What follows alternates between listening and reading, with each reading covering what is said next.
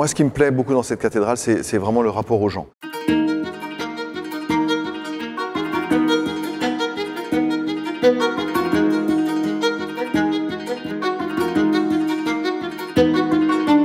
Alors je vous présente la cathédrale Notre-Dame-du-Bourg de Digne, une cathédrale qui a été construite entre le XIIe et le XIVe siècle. Donc c'est une cathédrale romane qui a la grande particularité d'avoir une nef unique. Il n'y a pas de bas-côté, il n'y a pas de pilier, elle est très grande, très longue, et puis elle a aussi un joli parvis qui est un peu à l'extérieur de la ville, ce qui nous permet de rassembler tout le peuple de Dieu à l'extérieur. Ce que je vous propose maintenant, c'est qu'on passe la porte. On est en période jubilaire. La porte, ça a une signification, c'est le Christ. Donc on va passer la porte pour entrer dans notre belle cathédrale.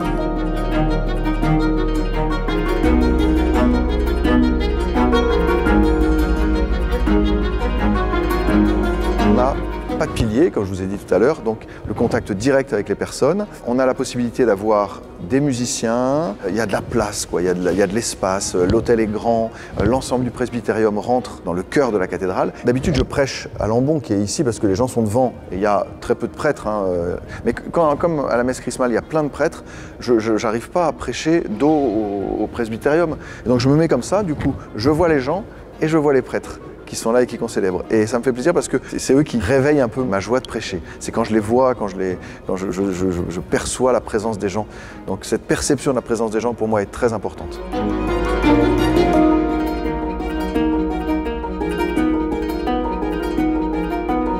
L'ensemble de la cathédrale a été refaite il n'y a pas si longtemps. On a une cathèdre qui a été refaite également, tout en pierre, comme l'autel, tout en pierre. Et sous la cathédrale, il y a la première cathédrale paléo-chrétienne, puisque le diocèse il a été fondé au IVe siècle, donc c'est à dire qu'avant le XIIe, il y a eu plusieurs cathédrales. L'actuel diocèse de Digne est devenu dans l'histoire 5 diocèses.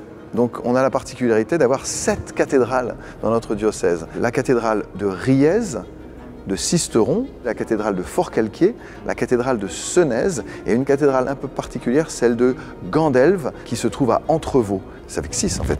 Et bien, il y en a 2 à Digne. La deuxième de Digne est un peu particulière parce que... enfin, je vous en parlerai plus tard.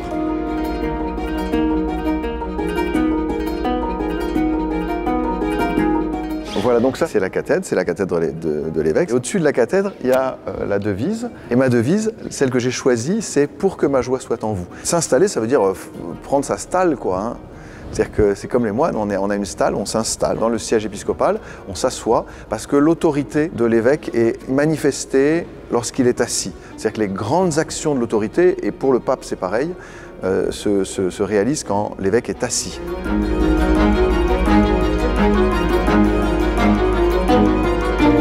Alors, un évêque, il n'est pas le curé de la cathédrale, c'est pas lui qui célèbre la messe tout le temps à la cathédrale, même si j'essaye d'y être le plus souvent possible. Eh bien, il y a un recteur de cathédrale. Voilà, c'est le Père Benoît qui vient d'être nommé curé de la paroisse et recteur de la cathédrale, et c'est lui qui anime ce lieu. Eh bien oui, c'est d'abord un honneur, mais je dirais une grâce de servir en cette cathédrale, au nom du Seigneur, par l'évêque qui m'a nommé ici en tant que recteur, pour être au service de ce peuple qui nous est confié.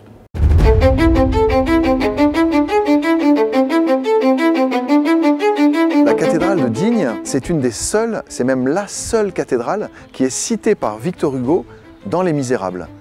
Et en fait, c'est pas celle-là. Alors je vous propose qu'on aille directement voir l'autre cathédrale. Et voilà.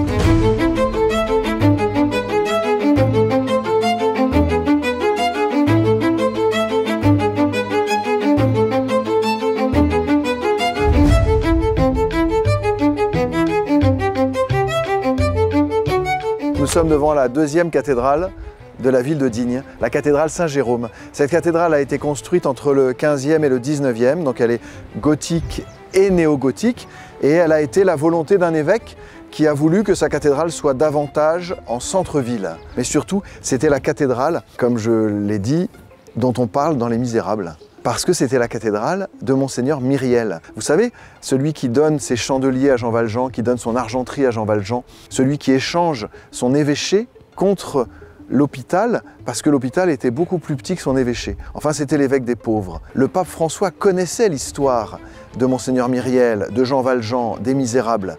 Mais ce qu'au début il ne savait pas, c'est que ce Monseigneur Myriel a vraiment existé. Il s'appelle Monseigneur de Miolis. Et son histoire réelle est bien plus passionnante, bien plus incroyable que ce qu'a pu en raconter Victor Hugo dans Les Misérables. C'est pour ça que j'ai ouvert sa cause de béatification. Son histoire est tellement extraordinaire qu'il peut être un exemple pour tous les évêques du monde entier.